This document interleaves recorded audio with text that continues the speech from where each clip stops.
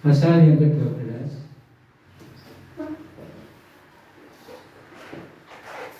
ayat yang pertama sampai ayat yang ke-12.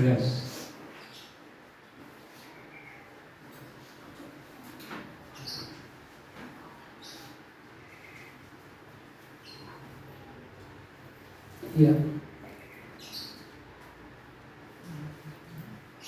Ini kita baca silih berganti. Saya ayat yang pertama, begitu selanjutnya ayat kedua sampai ayat ke-12.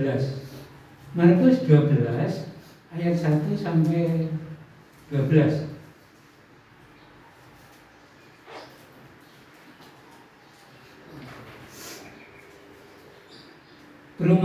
Perumpamaan tentang penggarap kebun anggur.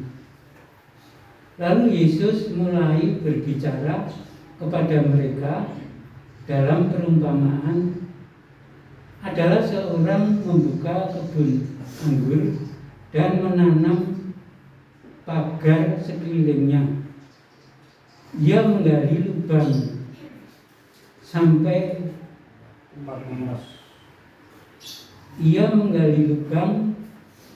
tempat memeras anggur dan mendirikan menara juga. Kemudian ia menyewakan kebun itu kepada penggarap, lalu berangkat ke negeri lain. Dan ketika sudah tiba musimnya, ia menyuruh seorang hamba kepada penggarap-penggarap itu untuk menerima sebagian dari hasil kebun itu dari mereka. Tetapi mereka menangkap hamba itu dan memukulnya, lalu menyuruhnya pergi dengan tangan hampa. Kemudian ia menyuruh pula seorang hamba lain kepada mereka. Orang ini mereka pukul sampai luka kepalanya dan sama mereka permalukan. Lalu ia menyuruh seorang hamba lain lagi, dan orang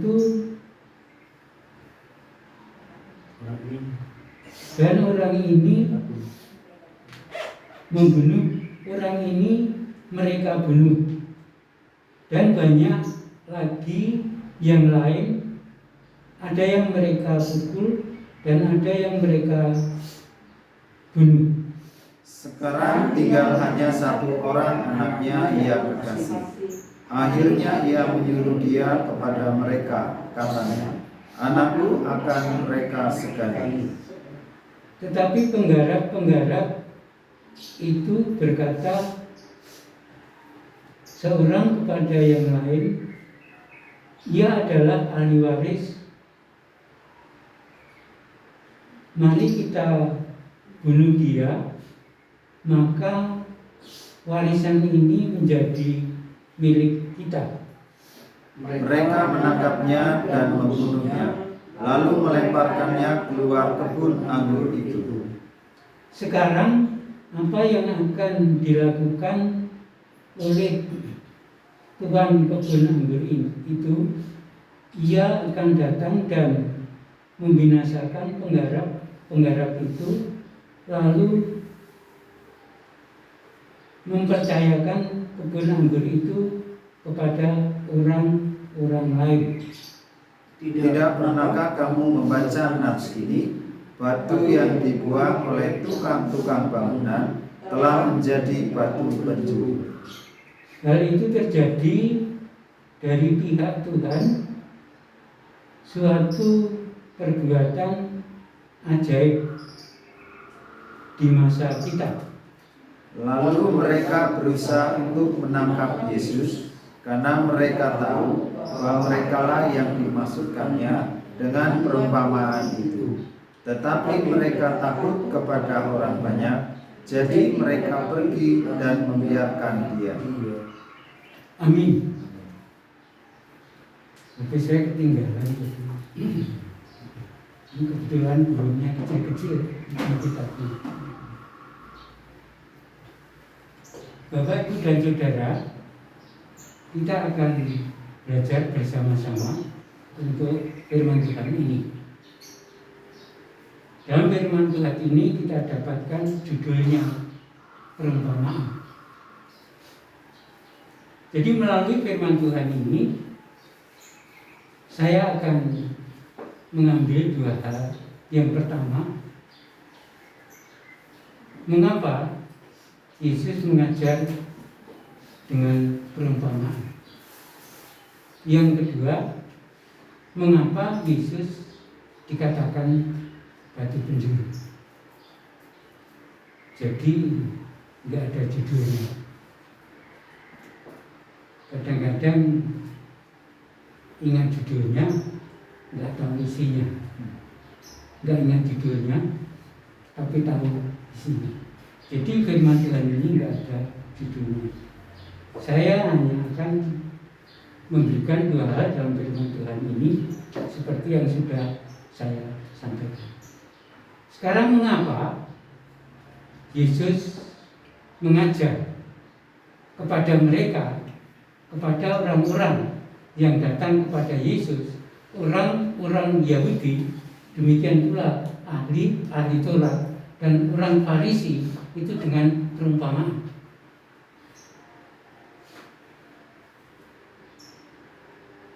Saudara yang kekasih, pada saat Tuhan Yesus melayani, sudah banyak hal yang dia lakukan. Sudah banyak hal di mana dia menolong kepada orang-orang lain.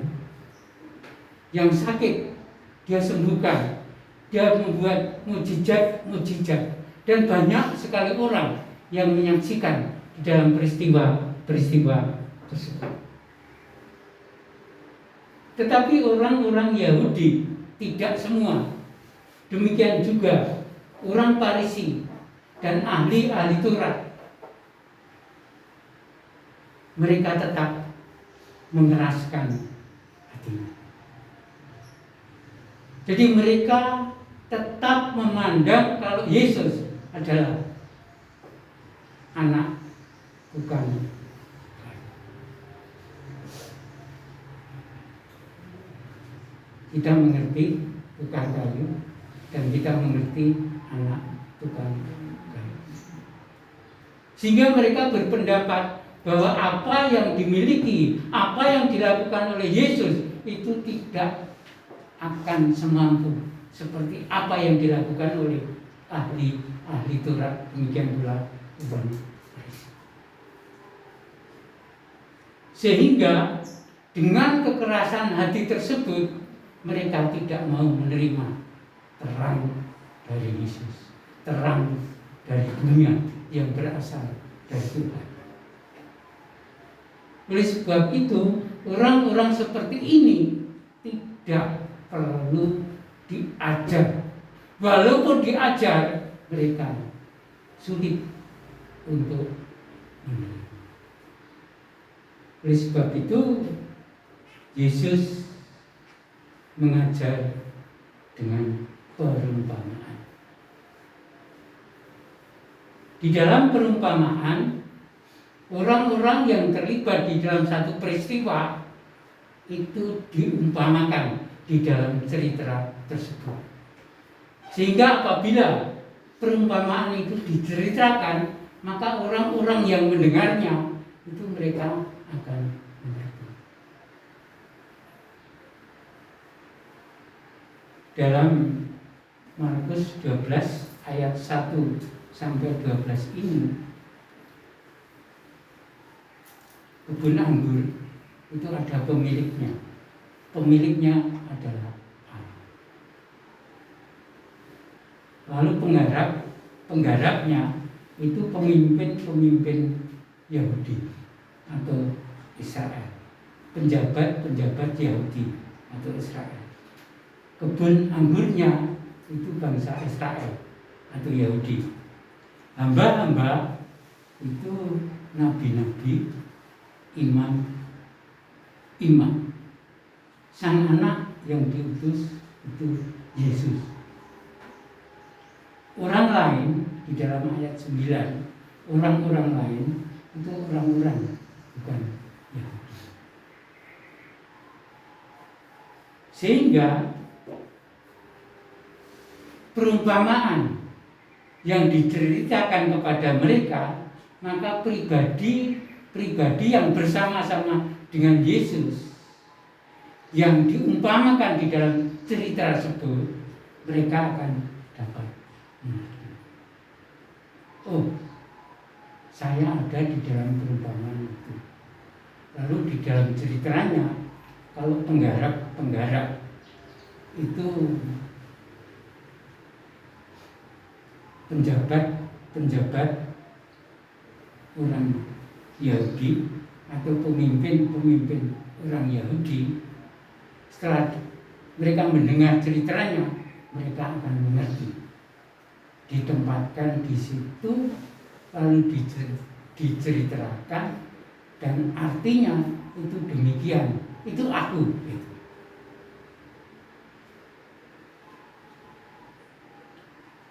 Oleh sebab itu, di dalam ayat 9, kalau kita dapatkan di situ,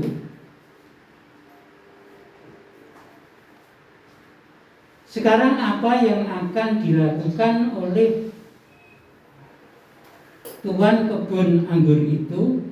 Ia akan datang dan membinasakan penggarap-penggarap itu, lalu mempercayakan kebun anggur itu kepada orang-orang lain.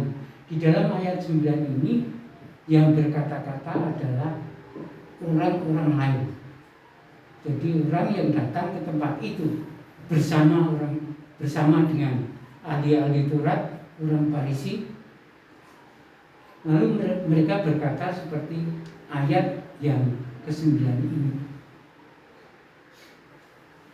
Dengan kata-kata itu, ahli Taurat, orang Farisi itu tahu. Dia mengetahui isi daripada perumpamaan tersebut, bahwa mereka itu nanti akan dibinasakan. Oleh sebab itu, maka melalui perumpamaan ini, maka ahli Taurat dan orang Farisi itu menjadi mengerti. Yang dulunya mengeraskan hati, tapi akhirnya mereka mengerti siapakah Yesus itu sebenarnya. Dan kalau kita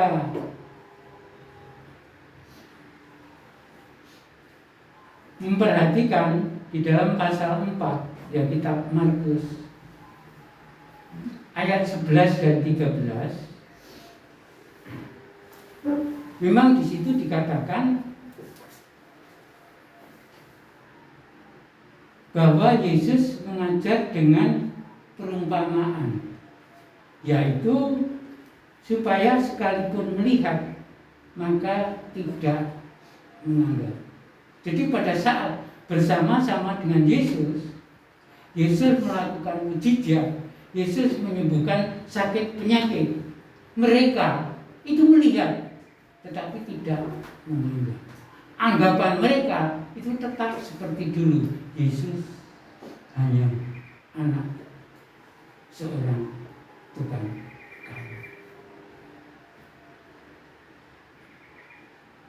Jadi mereka tidak mau berpendapat di dalam pikirannya, Yesus itu luar biasa. Enggak.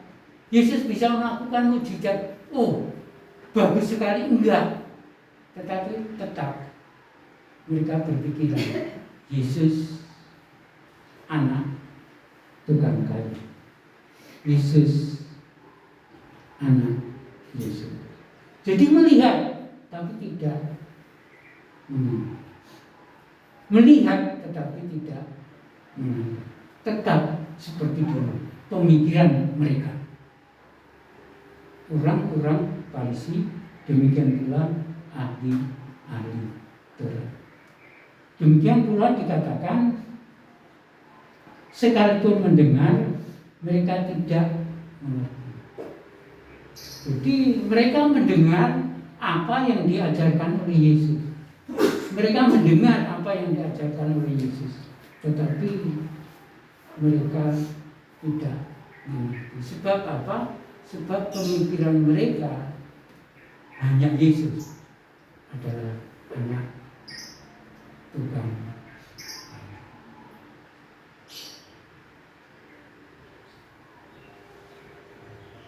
Supaya mereka jangan berbalik dan mendapat ampun.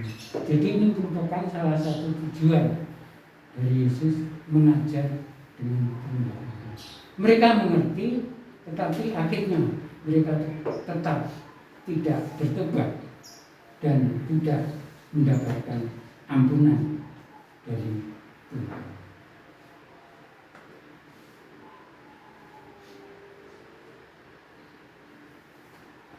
Nah, orang-orang Farisi dan ahli Taurat yang mereka mengerti yang dikatakan oleh orang-orang lain yang terdapat di dalam ayat yang ke-9, mereka menjadi marah. Jadi mereka menjadi marah mendengar kata-kata orang lain tersebut, sehingga mereka sudah benci kepada Yesus. Mereka bertambah benci lagi kepada Yesus. Apalagi dikatakan dalam perumpamaan itu akan dihukum.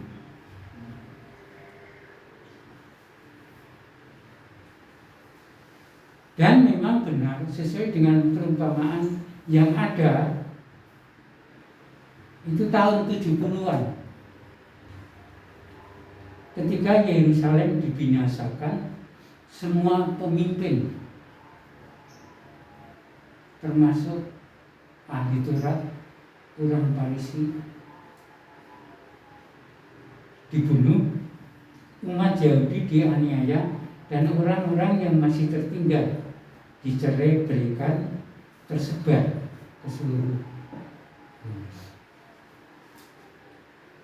Jadi melalui perumpamaan ini sebenarnya orang-orang yang bekerja di dalam Tuhan, orang-orang yang percaya, yang mereka beribadah, belajar firman Tuhan, mengadakan persekutuan, memberikan persembahan kepada Tuhan, nanti akan dilihat buahnya oleh Tuhan. Seperti ahli Taurat dan orang-orang Farisi dan orang-orang Saduki. Oleh sebab itu, kita sebagai orang yang beriman, kita harus berhati-hati dan kita harus sungguh-sungguh percaya. Ibadah seperti ini bukan sekedar ibadah. Kita harus bisa menempatkan diri kita. Allah layak disembah. Di dalam kita memberikan persembahan kepada Tuhan, kita harus meletakkan diri kita. Kita sebagai pemakai berkat dari Tuhan. Jangan sampai kita menyombongkan diri kita supaya bisa memberi lebih banyak dari yang lain, bisa memberi secara lancar. Tidak seperti itu. Jadi harus kita jaga hati kita di dalam kita memberikan persembahan kepada Tuhan. Di dalam persekutuan, di dalam mempelajari Alkitab, di dalam kita bersama-sama melayani kerjaan. Kita harus hati-hati. Kita lakukan tidak untuk kepentingan diri kita sendiri, tetapi untuk Tuhan yang kita imani di dalam hidup.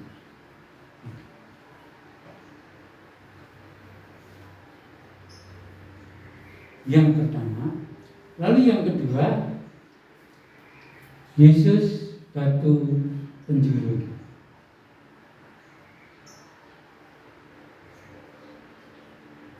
yang dikatakan oleh Yesus,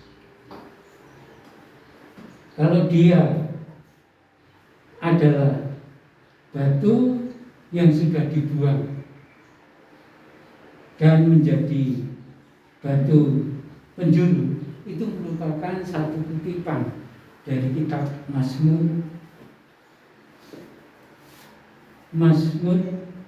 pasal 118 ayat 22 dan ayat 23.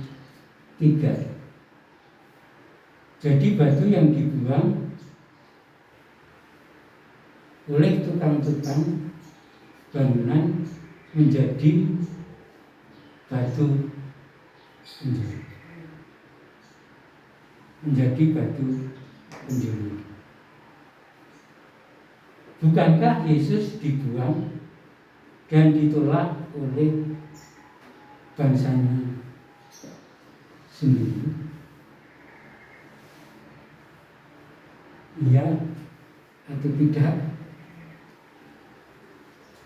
Iya ya, iya. Bapak, Ibu dan Saudara, pada saat saya ada di STII, kebetulan saat itu saya sebagai bidang mahasiswa dan pelayanan, yaitu kebetulan kampus akan membuat asrama pria belakang, depan asrama putri itu tingkat 2. Lalu diadakan rapat lebih dulu.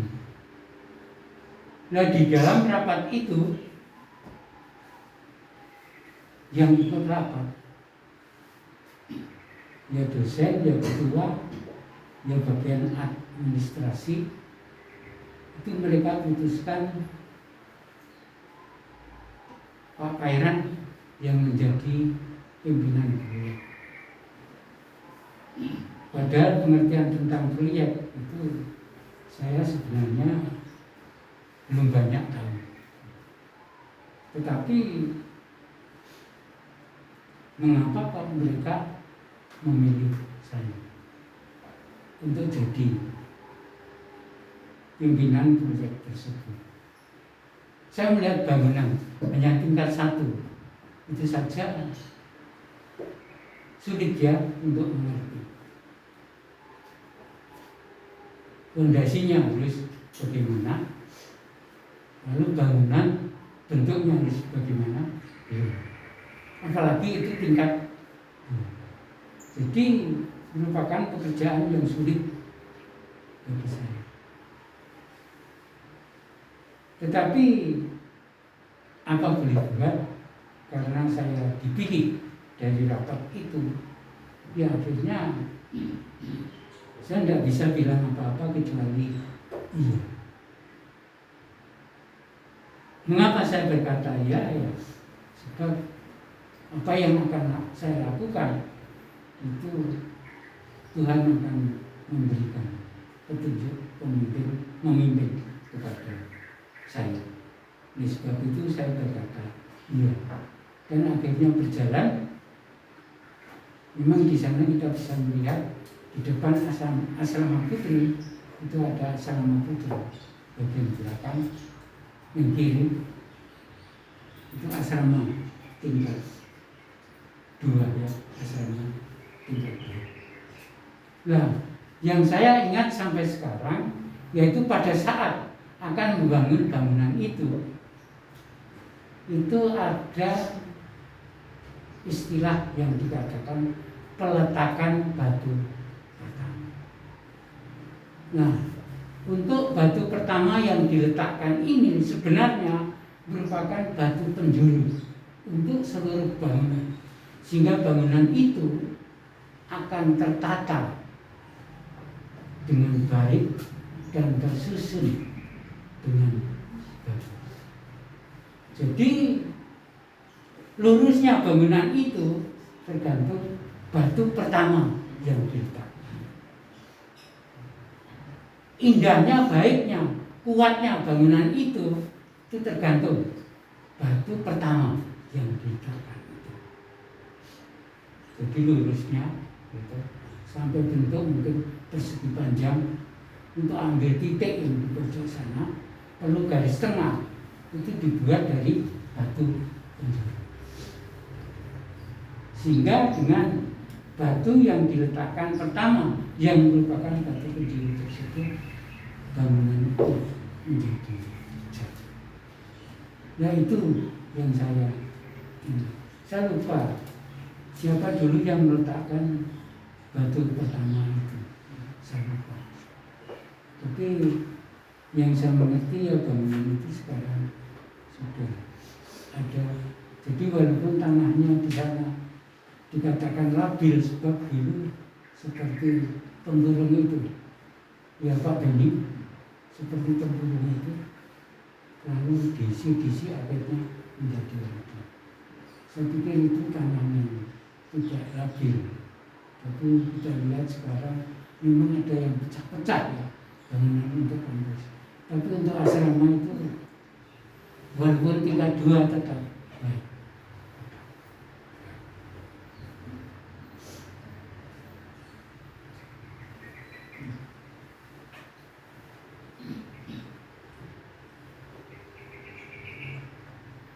Lalu saya baca di dalam ensiklopedia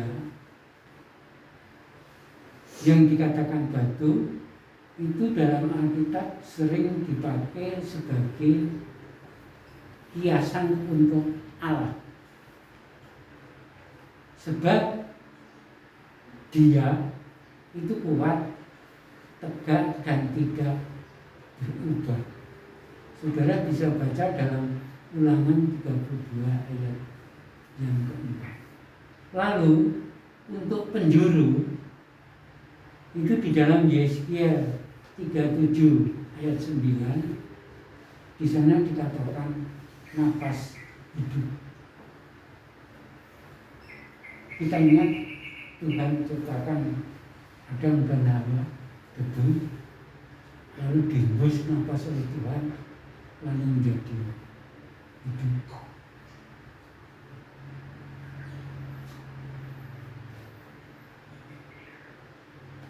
Jadi kalau tadi saya katakan Yesus batu penjuru, itu suatu pribadi yang kuat, tak berubah, yang memberikan kehidupan.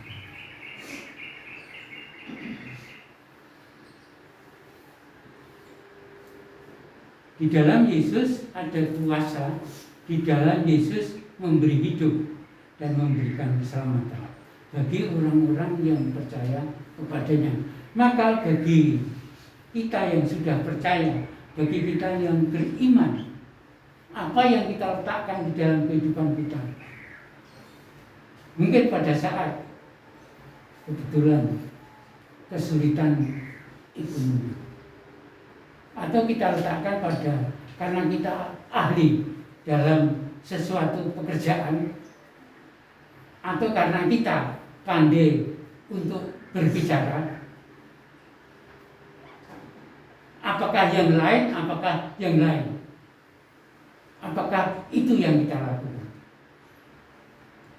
Jadi seharusnya pada saat kita menghadapi kesulitan di dalam ekonomi, yang kita letakkan di dalam hidup kita, baik suami maupun istri, adalah Yesus sebagai batu. Bukan karena kita ahli dalam pekerjaan kita, bukan. Itu tidak akan menyelesaikan kesulitan ekonomi dalam hidup kita. Pada saat suami istri bertengkar, lalu meletakkan kepada salah satu karena pandai berbicara, enggak, bukan itu.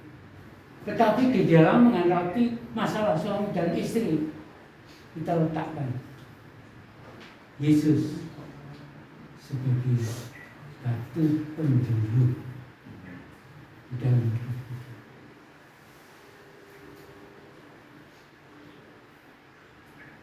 Jadi Yesus itu adalah dasar orang beriman di dalam hidup mereka. Yesus itu dasar bagi gereja yang dibangun oleh nabi-nabi, demikian pula rasul-rasul. Oleh sebab itu tidak keliru, tidak salah kalau di dalam hidup kita hanya meletakkan Yesus sebagai batu penjuru di dalam hidup kita, sehingga hidup kita akan hidup di dalam kebenaran, dan hidup kita akan hidup senantiasa tertata. Sebab apa? Sebab Yesus yang menjadi batu penjuru di dalam hidup kita. Mungkin singkat firman Tuhan yang saya sampaikan saat ini tidak terlalu lama, tapi saya berharap firman Tuhan yang saya sampaikan dengan singkat ini tidak hanya memberkati saya, tapi juga memberkati kita semua. Mari kita berdoa bersama-sama.